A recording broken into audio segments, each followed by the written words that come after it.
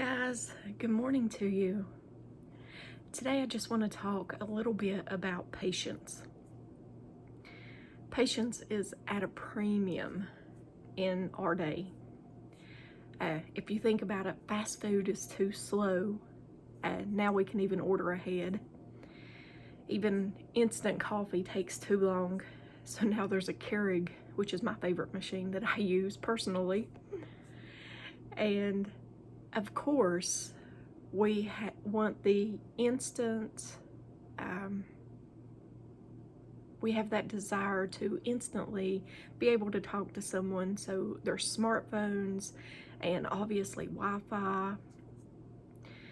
We're always finding new ways to get around waiting in line. And if you're like me, I try every effort to avoid going to the post office or the DMV, the dreaded DMV.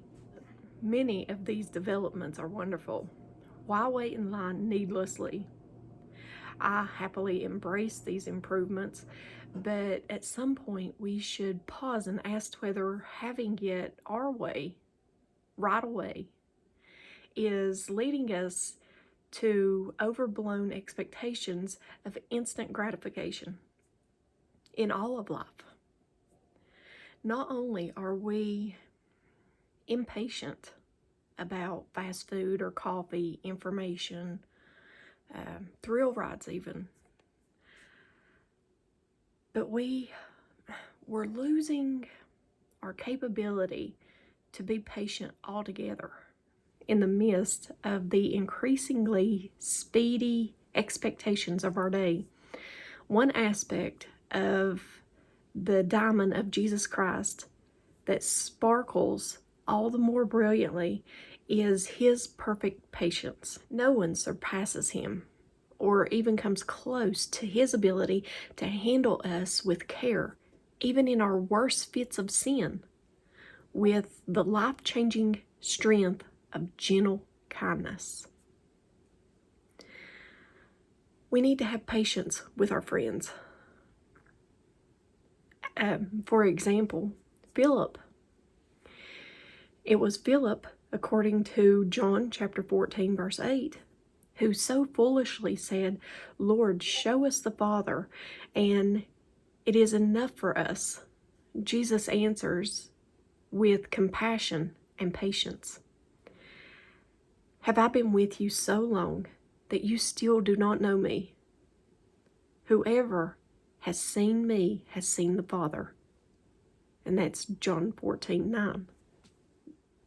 When Thomas declared, "Unless I see his hands, the marks of the nails, and place my finger in the mark of the nails, and place my hand into his side, I will never believe." And that's in John chapter 20, verse 25. Jesus again was patient with him, 8 days patient in accommodating his request. Most dramatically, though, Peter saw Jesus' perfect patience on display after denying him 3 times on the eve of his crucifixion. It should be no surprise then that Peter pays tribute at the end of his second letter to Christ's amazing patience. The Lord is not slow to fulfill his promise, as some count slowness, but is patient toward you, not wishing that any should perish, but that all should reach repentance. Count the patience of our Lord as salvation. Just as our beloved brother Paul also wrote to you according to the wisdom given him. And that's 2 Peter chapter 3, verses 9 and 15.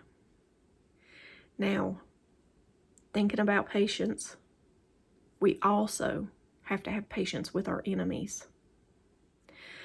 Perhaps we might think, if there would be anyone on whom the newly ascended Lord would have poured down fire rather than his Holy Spirit, it would have been Saul. Saul surpassed his fellow Pharisees in zeal and soon led the effort to sniff out the Jesus movement.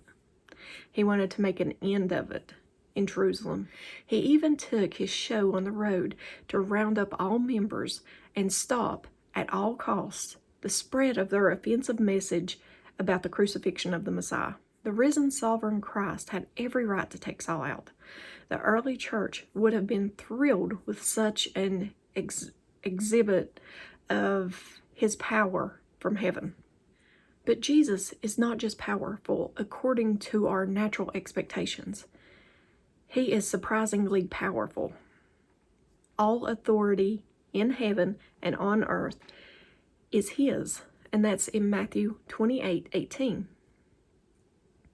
And included in his manifold power is the shining strength of perfect patience, to which a converted Saul would pay tribute soon enough. Formerly, I was a blasphemer and a persecutor, but I received mercy for this reason, that in me, as the foremost, Jesus Christ might display his perfect patience as an example to those who were to believe in him for eternal life. And that's 1 Timothy chapter 1, verse 13 and 16. Jesus did eventually take Saul out with mercy instead of wrath. And Paul, as he came to be known as the apostle of the Gentiles, stood in awe of the perfect patience he was shown by this Jesus. He could hold his peace on the very throne of heaven while watching his enemy thrash against his newborn church, carefully bidding his time for a dramatic intervention on the Damascus Road. What we see with Paul is knowing ourselves as deeply sinful goes hand in hand with knowing Jesus as supremely patient. Realizing his perfect patience frees us, as it did for Paul, to own the depths of my depravity and confess that I am indeed the foremost sinner that I know. Finding Jesus to be more patient than we are sinful enables us to genuinely own our wickedness. We must be patient like our Father in heaven. When Jesus demonstrates his perfect patience, not only does he do so as fully human, showing us the kind of divine life that can be expected in our own human flesh, but also he points us to the patience of his Father. It is not as though the Father is quick-tempered while the Son is patient. Rather, the patience we see in the Son is the very patience of his Father. He was patient with the rebellion of the first man and woman, removing them from the garden, but covering their nakedness and promising a son to come and crush the serpent. And God's patience waited in the days of Noah.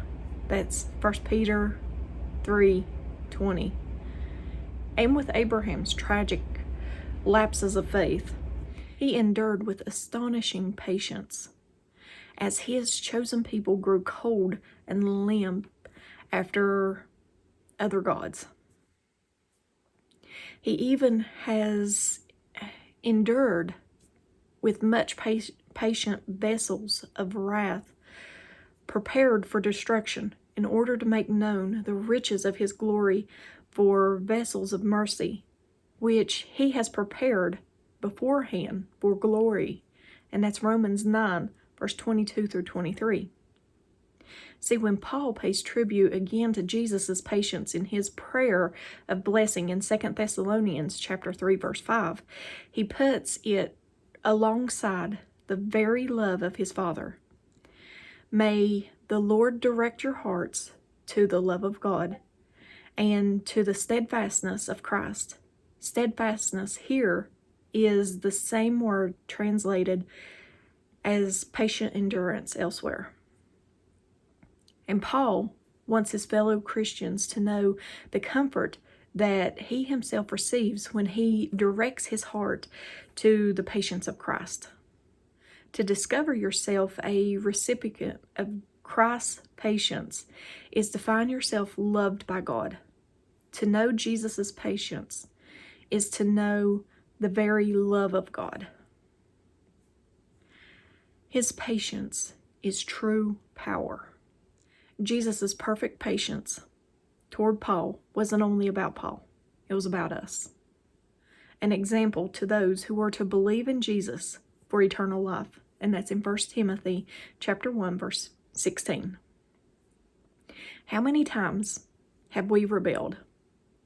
How often have we misrepresented Him? How frequently have we presumed upon His forgiveness? How much have we been impatient with Him, only to find out how gentle and kindly He handles us in return? Our own impatience pulls back the mask.